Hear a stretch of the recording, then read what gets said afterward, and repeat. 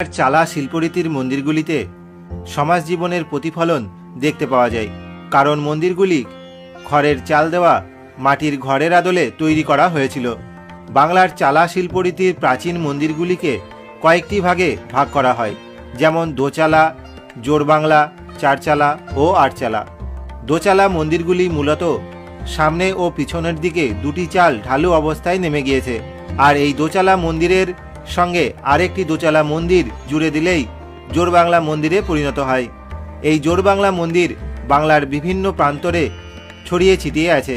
এই ছড়িয়ে ছিটিয়ে পড়ে থাকা মন্দিরের মধ্যে একটি আছে ভারতের পশ্চিমবঙ্গের নদিয়া জেলার তেহট্টের ঠাকুরপাড়ায়। এখানে পূজিত হন ভগবান শ্রীকৃষ্ণ রায়।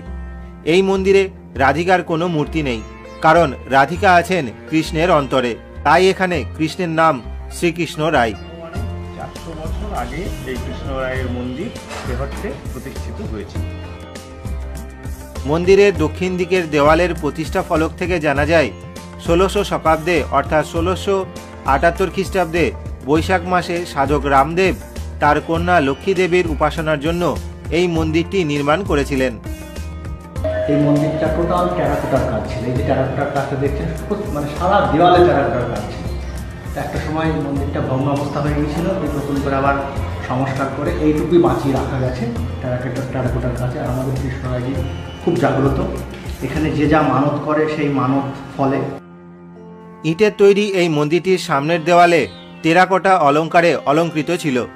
সময়ের সাথে সাথে নষ্ট হয়ে যাওয়ার জন্য সেখানে সিমেন্ট দিয়ে সমান করে দেওয়া হয়, কিন্তু মন্দিরের ভিতরে প্রবেশ করলে টেরাকোটার অপূর্ব নিদর্শন দেখতে পাওয়া যায়। এই টেরাকোটা অলঙ্কারে 4টি মূর্তি মন্দিরের প্রবেশপথের দরজার দুদিকে দেওয়ালের নিচের দিকে অবস্থিত। এছাড়া 7টি করে 14টি আটচালা শিবালয় ও শিবলিঙ্গ দেখতে পাওয়া যায়। পোড়ামাটির কয়েকটি ফুল ও অন্যান্য নকশাও দেখতে পাওয়া যায়। এই মন্দির থেকে বেরিয়ে দক্ষিণ দিকে কিছুটা গেলেই একটি নবনির্মিত দোল মঞ্চ দেখতে পাওয়া যায়। দোলের সময় এখানে বিগ্রহটি এনে দোল উৎসব পালন করা হয়। এছাড়া সানযাত্রার সময় তেহট্ট গ্রামের পাশ দিয়ে যে জলঙ্গি নদী বয়ে গিয়েছে, সেখানে শ্রীকৃষ্ণ রায়কে স্নান করানো হয়। একসময় এই মন্দির ও বিগ্রহ নদিয়া রাজবংশের অধীনে ছিল। নদিয়া রাজবংশ থেকে বিগ্রহের নিত্য পূজা ও পার্বণাদি অনুষ্ঠিত হতো, তাই আগে 12 দোলের মেলার সময় এই বিগ্রহটি কৃষ্ণনগরে নিয়ে যাওয়া হতো। তবে অনেকদিন হলো বিগ্রহটি কৃষ্ণনগরে আর নিয়ে যাওয়া হয় না।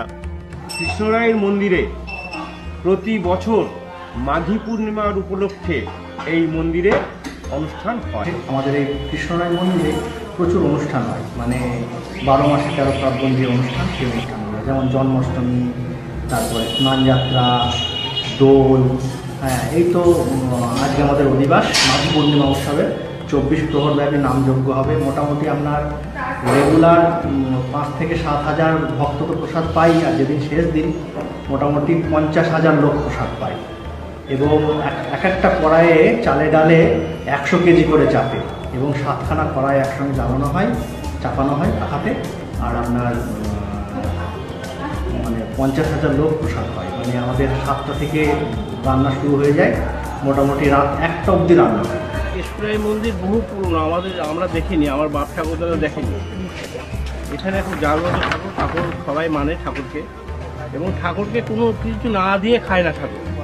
ঠাকুরকে না দিয়ে খায়, গাছে যদি দুটো ডাব হয় একটা ঠাকুরকে দেবেই, তারপর খাবে। বাড়ির গরু যদি দুধ হয়, ঠাকুরকে না দিয়ে সে দুধ বিক্রি হবে না, ঠাকুরকে দেবে। ঠাকুরে আগে ভোগ হবে, তারপর সে গরু অন্য জায়গায় দেবে, দুধ বিক্রি করবে। আমার বাবা ছিল বাংলাদেশে, সেখান থেকে গরু গাড়ি করে এই মন্দির আসতো। এখন সেখান থেকে মন্দিরে আসতো অনেক দিনের মন্দির। তেহট্টের শ্রীকৃষ্ণ রায়জিওর মন্দির নিয়ে ভিডিওটি এখানেই শেষ হলো।